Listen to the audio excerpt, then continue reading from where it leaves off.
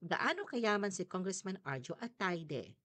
Si Arjo ang panganay na anak ni na Sylvia Sanchez at ang Spanish-Filipino businessman na si Arturo Atayde. Bukod sa pagiging aktor, pinasok niya ang negosyo. May sarili siyang production company, ang Filmmaking Productions Inc.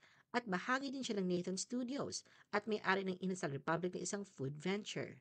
Kahit pribado sa kanyang personal na yaman, naging usap-usapan ang bonggang kasal nila ni Maine Mendoza noong 2023. Isa sa mga highlight nito ay ang kanyang regalo na Hermes Mini Kelly Bag na tinatayang nagkakahalaga ng 6.5 hanggang 7.4 million pesos. Kilala rin ang mag-asawa sa kanilang travel lifestyle sa mga luxury destinations.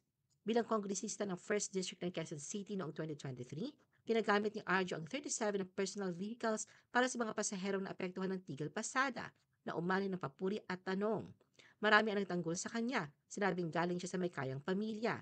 Hindi rin ito ang unang beses na tumulong siya.